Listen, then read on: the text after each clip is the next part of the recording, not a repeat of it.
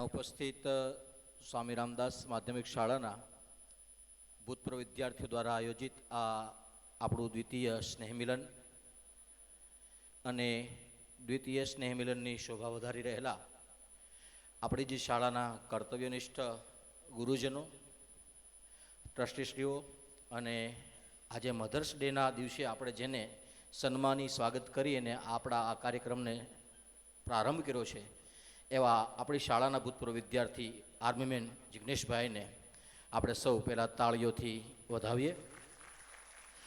આ તકે આપણી શાળાના ભૂતપૂર્વ આચાર્યશ્રી અને જેમની અથાગ મહેનતથી આજે ઓળિયાની અંદર સુંદર મજાની એક શાળા અને ખરા અર્થમાં ગાંધી બાપુએ તો અમુક પ્રકારના પાપો બતાવ્યા છે, એમાંનું એક પાપ છે સંસ્કાર વિનાનું શિક્ષણ. એ પાપ છે. ગાંધી બાપુએ ઘણા પાપ બતાવ્યા, એમાં એક પાપ એ છે કે સંસ્કાર વિનાનું શિક્ષણ, નીતિ વિનાનો વેપાર, મર્યાદા વિનાનું જીવન, માનવતા વિહોણું વિજ્ઞાન, પરસેવા વિનાનો પૈસો, આ બધા જે પાપો બતાવ્યા છે એમાંનું એક મહાપાપ એ છે સંસ્કાર વિનાનું શિક્ષણ.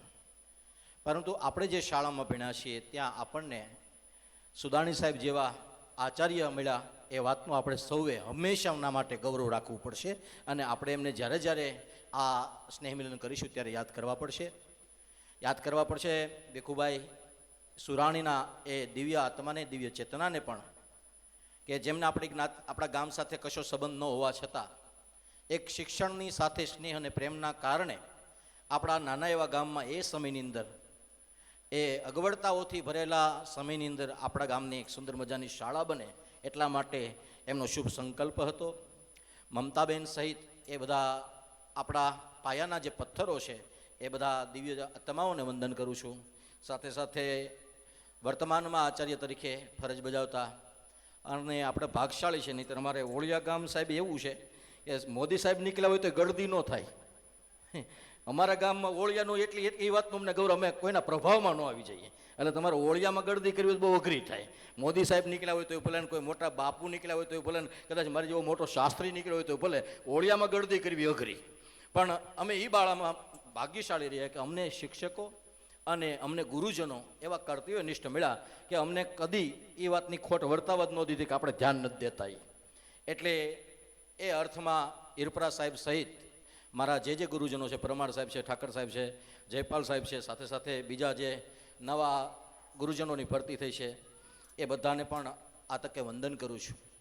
આમ તો મને જે ઓળખતા હોય એને બધાને ખબર જ હોય કે પહેલેથી બોલવાનું બહુ હતું. કાલે રાત્રે જ ઠાકર સાહેબ કહેતા હતા કે તને એ સમયથી મને લાગતું હતું કે તમે કંઈક કરશો. હવે શું કરતા હોય તો નથી ખબર, પણ એટલી વસ્તુ જરૂર કે મારા ને તમારી અંદર કોઈ એક એવી આવડત હોય ને તો એ એક આવડતના કારણે કદાચ આપણા જીવનને આપણે આગળ વધારી શકીએ. એ આગળ વધતા જીવનની અંદર એકલા આગળ વધીએ અથવા તો આપણી સાથે રહેલા લોકોને આગળ વધારીએ. બે વસ્તુમાં મહત્વની વસ્તુ છે. મહાભારતમાં એક શ્લોક છે, સમકથનમ સંભોજનમ સંપ્રશ્નોથ સમાગમ એતાની જ્ઞાતિ કાર્યાણી ન વિરોધ કદાચન. સાથે બેસવું, સાથે જમવું, સાથે એકબીજાની સાથે વાર્તાઓ કરવી, આ કોઈ સામાન્ય વાત નથી. આજે આ સ્નેહ મિલનને આપણે કોઈ સામાન્ય અર્થમાં લઈએ કે શું કરીએ કે શું વિચારતા હોઈએ, દરેક માણસની મેન્ટાલિટી અલગ અલગ હોય એટલે એનો આપણે સ્પષ્ટ ન કહી શકીએ કે કોણ કઈ નજરથી આ સ્નેહ મિલનને જોવે છે.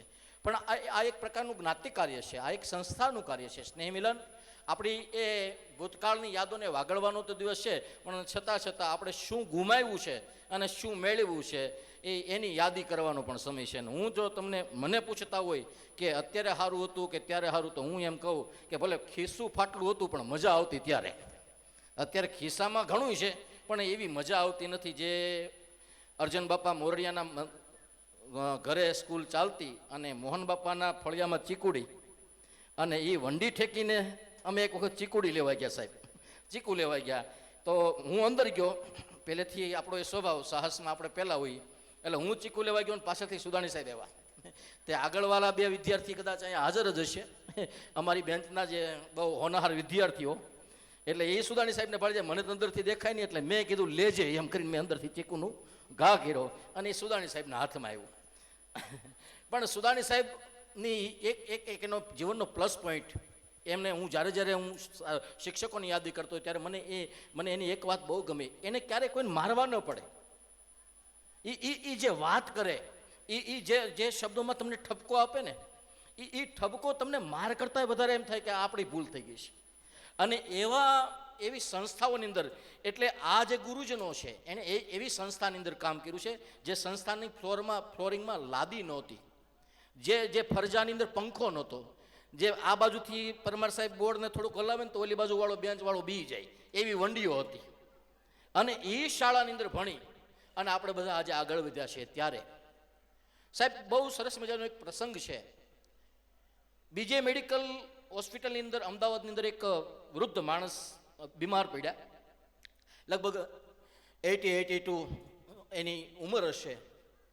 અને એ એકદમ વારસ વિનાના, કોઈ એની વારસાઈ વાળું નહીં, ને અતિશય બીમાર પડેલા વ્યક્તિને, વૃદ્ધને એ હોસ્પિટલની અંદર એડમિટ કરવામાં આવ્યા. અને એ હોસ્પિટલની અંદર એક સીસી ડામોર સાહેબ કરી અને મેન ઓફિસર મેડિકલના, એ દરરોજ સવારે નીકળે મેડિકલની બધી વર્ક જોવા માટે. એ લોકો શું કરે છે, ડૉક્ટરો શું કરે, દર્દીઓની શું પરિસ્થિતિ છે, એ જોવા માટે દરરોજ નીકળે, એ એનું રૂટિન.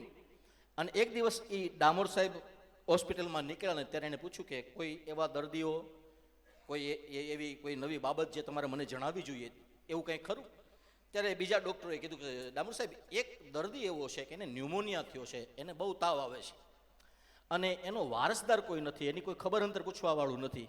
2-3 દિવસથી એડમિટ કર્યા છે, પૈસાની મેડિકલની કોઈ ચિંતા નથી, પણ એની કોઈ ખબર કાઢવાવાળું નથી. તો સાહેબે કીધું તો મારે એને મળવું જોઈએ. એટલે ડામોર સાહેબ ત્યાં ગયા. એટલે ડામોર સાહેબે જઈને ત્યાં જોયું એ વૃદ્ધની આંખમાં આંખ નાખીને જોયું. એટલે ડામોર સાહેબે કીધું પછી બીજા બધા ડૉક્ટરોને કે સાહેબ હવે એક કામ કરજો, આનો વારસદાર હું છું, આવું સમજી અને તમારે આની ટ્રીટમેન્ટ કરવાની છે, કોઈ વસ્તુની કમી ન રહેવી જોઈએ. દરરોજ સવાર સાંજ પૂછે. 2-4 દિવસ થયા, તબિયતમાં સુધારો થયો, સમય વ્યતીત જેમ થયો તેમ તબિયત સુધારો થયો. અને પછી એક દિવસ ડૉક્ટરોએ બધાએ ભેગા થઈને કીધું કે ડામોર સાહેબ, પેલા દાદાને એકદમ તબિયત સરસ થઈ ગઈ છે, આપણે હવે એને રજા આપવી જોઈએ. એટલે ડામોર સાહેબે કીધું તમે એને રજા નહીં આપતા, હું એને સવારે લેવા આવીશ. ડામોર સાહેબ આવ્યા સવારે, દાદાને ઊભા કર્યા. દાદાને કીધું ચાલો મારી ગાડીમાં મારી જોડે. એટલે પહેલાં દાદાએ ડામોર સાહેબની સામે જોયું. ડામોર સાહેબને કે પછી દાદાને મનથી એવો સંકોચ થયો કે કદાચ મારું કોઈ છે નહીં, એટલે આ ડામોર સાહેબ છે ને મેન ઓફિસર, એમને વૃદ્ધાશ્રમમાં મૂકવા આવતા હશે અથવા તો મને કંઈ મદદ કરવા માંગતા હશે. એટલે એને ડામોર સાહેબની સામે કશું બોલી ન શક્યા, પણ આમ જોયા કરે ટગર. અને પછી બહાર નીકળી ગયા, ગાડીમાં બેઠા પછી ડામોર સાહેબને પેલા વૃદ્ધ દાદાએ કીધું કે સાહેબ, તમે મારી ખૂબ મદદ કરી, તમારા દવાખાનામાં મારી ખૂબ સારી ટ્રીટમેન્ટ થઈ, હું સાજો થઈ ગયો, અહીંયા સુધી તમે મને લઈને આવ્યા, તમારી ગાડીમાં બેસાડ્યો, પણ સાહેબ મારી એક વાત સાંભળો ને, તો મારી એક ઈચ્છા છે, મારે વૃદ્ધાશ્રમમાં જવું નથી, મારે બીજી કોઈ તમારી મદદ જોતી નથી, હું મારું કરી લઈશ, પણ મને અહીંયાથી જવા દો તમે. તો એ ડામોર સાહેબે કીધું કે જવા તો દઈશ, પણ તમે મને ઓળખો છો? એટલે ડામોર સાહેબની સામું જોઈને પહેલાં દાદાએ કીધું નથી ઓળખતો. તો કીધું દાદા, આજથી લગભગ કે 30-40 વર્ષ પહેલાં દાહોદ જિલ્લાનું રંગપુર ગામ હતું, અને રંગપુર ગામની અંદર એક ચકો વિદ્યાર્થી હતો, અને એ ચકા નામના વિદ્યાર્થીને 12મામાં ડિસ્ટ્રિક્ટ ફર્સ્ટ, જિલ્લામાં પહેલા નંબરે પાસ થવાનું સૌભાગ્ય પ્રાપ્ત થયું. અને એની માનું નામ દિવાળીબેન હતું. એટલે એ દિવાળીમાં એ ચકાને એવું કીધું કે બેટા, આપણી પરિસ્થિતિ નથી, હું અત્યાર સુધી તને ભણાવતી હતી, ગામમાં દાળીઓ કરી, પોતા કરી, એકબીજાના ઘરે કામ કરીને મારું તારું ગુજરાન ચાલતું હતું, પણ હવે આપણે ભણવાનું ભૂલી જવાનું છે, આપણી કેપેસિટી કોલેજ કરવાની નથી, એટલે આપણે આગળ 1 ધોરણ ભણવાનું નથી, એટલે હવે કાલથી તારે ધંધો ગોતવાનો છે બેટા. અને આ વાત એ સમયે કૃષ્ણકાંત ત્રિવેદી કરીને એક સાહેબ હતા, એ સાહેબને ખબર પડીને એ ચકાના ઘરે આવ્યા. અને એ ચકાના ઘરે આવીને દિવાળીબેન એની મા હતું, એને કીધું કે માં, તું ઉપાધિ કરમાં, હું અને મારો સ્ટાફ તારા ચકાને ભણાવીશું, તારા ઘરની જવાબદારી અમને બધી સ્વીકારીશું. અને એ કૃષ્ણકાંત ત્રિવેદી એટલું નામ સાંભળ્યું એટલે ત્યારે સાહેબે કીધું કે તો કીધું સાહેબ, તમે કૃષ્ણકાંત ત્રિવેદી છો, હું તમને ઓળખી ગયો છું, તમે તમારા ચકાને ઓળખ્યા નથી, તમારો જે ચકો હતો ને એ જ આ હોસ્પિટલનો મેન ઓફિસર છે, મેન ડૉક્ટર છે ને, એ જ તમારી ટ્રીટમેન્ટ કરે છે. સાહેબ તમે ન હોત ને તો આ ચકો આજે મેન મેડિકલ ઓફિસર ન હોત. સાહેબ મને કહેવાનું મન થાય નીતિનભાઈ, 1992માં જો ઓળિયાની અંદર શાળા ન સ્થપાણી હોત ને તો આપણે 7 ધોરણ પાસ વાળા જ અહીંયા બધા બેઠા હોત, એ કોઈ 10મા વાળા ન હોત. કારણ કે મારા ને તમારા બધાના સર્ટિફિકેટમાં મારા ને તમારા મા બાપને નામ લખતા જ આવડતું હતું, બીજું કાંઈ લખતા નહોતું આવડતું. આપણે છેલ્લી ઈ પેઢી છીએ જેના મા બાપ અભણ હતા, જેની પાસે એવી વ્યવસ્થા નહોતી જે જેના છોકરાઓને જિલ્લાની અંદર કે તાલુકા લેવલે કે દેશ લેવલે ભણવા મોકલી શકે છે. અને એ જિલ્લામાં કે ગામડાની અંદર ભણી અને આજે તમે હું જે કાંઈ ભોગવી રહ્યા છીએ, એક કોમન સેન્સ, એક સામાન્ય જ્ઞાન અથવા તો એક આજે થોડી ઘણી જે સ્કિલ કે આવડત મારી તમારી અંદર છે, એ ક્યાંક ને ક્યાંક એ આવડતની અંદર સ્વામી રામદાસ માધ્યમિક શાળાનો ફાળો છે. અને એ ઋણ ચૂકવવા માટેનું આ સ્નેહ મિલન છે. એટલે આ તકે મારે બીજું કશું નથી કહેવું, પણ એક વસ્તુ ચોક્કસ, માનવ થઈને જન્મા છીએ, માણસ તરીકે એક ધાર્મિકતાને વરેલો માણસ છું, ધાર્મિક વક્તા છું. વધારે બોલાય તો સહન કરજો, ઘડી કંટાળો નહીં આવે એની ગેરંટી આપું છું. હા, પણ એ ધાર્મિકતાને વરેલા માણસ હોઈએ ને તો હંમેશા જ્ઞાતિવાદથી, જાતિવાદથી, પ્રાંતવાદથી, ભણેલા કે અભણથી, રૂપિયાવાળા કે ગરીબના જે ભેદભાવો છે એનાથી મુક્ત બની આપણે આપણા ગામનું, આપણી શાળાનું ને આપણા રાષ્ટ્રનું ગૌરવ વધે એવી હંમેશા પ્રયત્ન અને વિચારો હોવા જોઈએ. આર્થિક સમૃદ્ધ તો બહુ છીએ આપણે, પણ વૈચારિક સમૃદ્ધિની ખૂબ જરૂર છે. સંકુચિત વિચારધારા માણસના વિકાસને રૂંધે છે.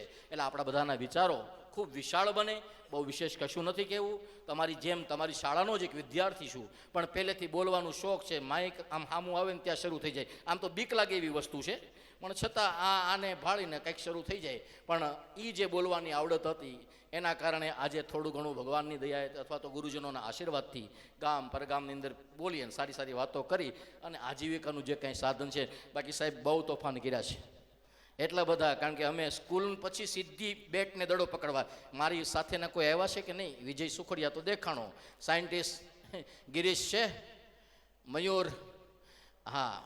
એટલે હવે તો બધા આમ તમે હાથ દર કરો ને આ બધાને મારે યાદ હોય એટલા માટે તમારા બધા માટે ખાસ કરીને આવ્યો છું કે આવા બધા વિદ્યાર્થીઓ જે છે અને જે સરસ મજાના આપણે તોફાનો કર્યા છે ફાટલા ખિસ્સામાં ને એ પૈડાને બોર ખાઈને, એ બધી યાદી કરવાનો સમય ખૂબ આનંદ કર્યો છે. હું જ્યાં સુધી મારા જીવનની અંદર આગળ વધીશ ત્યાં સુધી મારી શાળાના ઋણને હંમેશા સ્વીકારીશ. આવું સરસ મજાનું આયોજન કરવા માટે આપણા ભૂતપૂર્વ વિદ્યાર્થીઓની આખી કમિટી જે સુરતની છે એને હું હૃદયપૂર્વક અભિનંદન પાઠવું છું. મારા હર્ષની લાગણી પણ તમારા માટે વ્યક્ત કરું છું. અને આપ જ્યારે જ્યારે પણ આવું આયોજન કરશો ત્યારે એક શાળાના વિદ્યાર્થી તરીકે મારા તરફથી તન, મન અને ધન મારી જે કેપેસિટી હશે એ પ્રમાણે તમને સહયોગ રહેશે. વિશેષ કંઈ નહીં. આપ સૌને જય દ્વારકાધીશ, જય હિન્દ, જય ભારત. જોરદાર તાળીઓ સાથે વધાવેલીએ. હિરેન દાદાનું સન્માન કરવા માટે હું વિનંતી કરીશ નીતિનભાઈ કાળુભાઈ દેસાઈને. દાદા આપ મંચ પર વધારશો. એમનું સન્માન કરવા માટે હું વિનંતી કરીશ નીતિનભાઈ કાળુભાઈ દેસાઈ.